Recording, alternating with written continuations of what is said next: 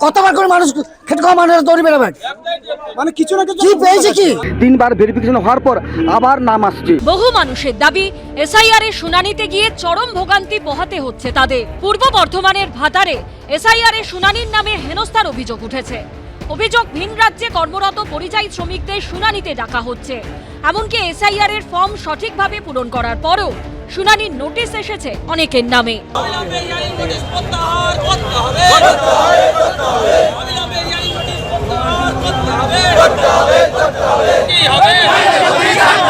এরই প্রতিবাদে বর্ধমান কাটোয়া রাজ্য সড়ক অবরোধ করে বিক্ষোভ দেখান গ্রামবাসীদের একাংশ। ভাতার বিডিও অফিসের সামনে চলে বিক্ষোভ। বিডিও অফিসে ঢুকতে গিয়ে হেনস্থার মুখে পড়তে হয় বিডিও অফিসের কর্মীকে। ঘটনাস্থলে বিডিও এসে অবরোধকারীদের আশ্বস্ত করলে পরিস্থিতি স্বাভাবিক হয়। যে পরিযায়ী শ্রমিক বা যারা চিকিৎসা স্বার্থে বাইরে আছেন বা কোনো ছাত্রছাত্রী যারা পড়াশোনা করছেন বাইরে, তাদের ব্যাপারে সেটাও আমাদের নির্বাচন কমিশন মেনে নিয়েছে। আমাদের এখানকার 11 জন ইআরও আছেন এবং তাদের যিনি প্রধান সেই ইআরও সাহেব যেটা বলেছেন, যাতে আমরা চেষ্টা করব যাতে 26,000 যাদেরকে ভাতারে মানুষকে হিয়ারিংয়ের নোটিশ পাঠানো হচ্ছে তাদের ভোটাধিকার যাতে সুনিশ্চিত করা যায় সেই ব্যবস্থা আমরা করছি। যে আপনাদের যে বিষয়গুলোতে যে কারণে হিয়ারিং হয়েছে সেই বিষয়গুলো যতটা সম্ভব আমাদের আধার দিয়ে বা যেভাবে ডিসপোজাল করা পসিবল যাতে এখানকার লোকজনের নাম।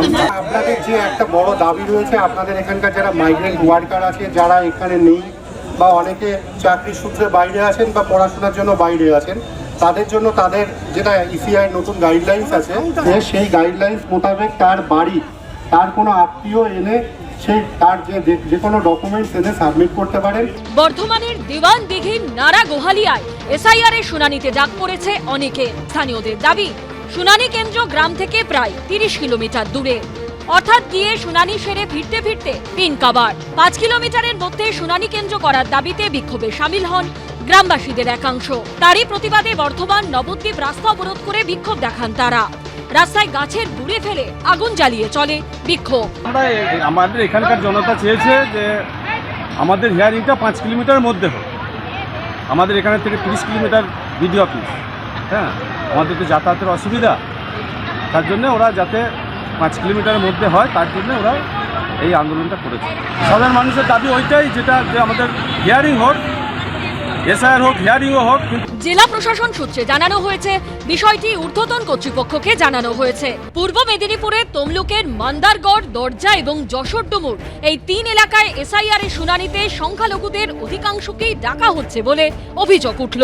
আমাদের মুসলিম সম্প্রদায়ের বেছে বেছে নাম প্রত্যেকটা বাড়ি পিছু নোটিশ আসছে, কিন্তু হিন্দু এই বুথের মধ্যে, দরজা বুথের মধ্যে হিন্দু প্রায় 250 ভোটার আছে, তাদের মাত্র এই টোটাল 3 বারে মিলে 10 থেকে 12 জনের নাম আসছে। মুসলমানের প্রায় 800 থেকে 850 টোটাল 3 বারে মিলে নাম এসছে। সেই জন্য আমরা পদবরোধ করেছি। এখানে আমাদের বেশিরভাগ 3 বার আমাদের ভেরিফিকেশন হয়েছে। 3 বার ইআরওর সঙ্গে ফটো করে 3 বার ভেরিফিকেশন হয়েছে। 3 বার ভেরিফিকেশন হওয়ার পর আবার নাম আসছে। মানে প্রত্যেকটা গ্রামে 1জন কি 2জন করে হিন্দু নাম আছে, বাকি সব 700-800 করে মুসলিমের নাম আসছে। তাহলে এর কারণটা কি? জেলা প্রশাসন সূত্রে জানানো হয়েছে এই অভিযোগ খতিয়ে দেখা হচ্ছে। রানা দাস ও বিটন চক্রবর্তীর রিপোর্ট, এবিপি আনন্দ। এবিপি আনন্দ, এগিয়ে থাকে, এগিয়ে রাখে।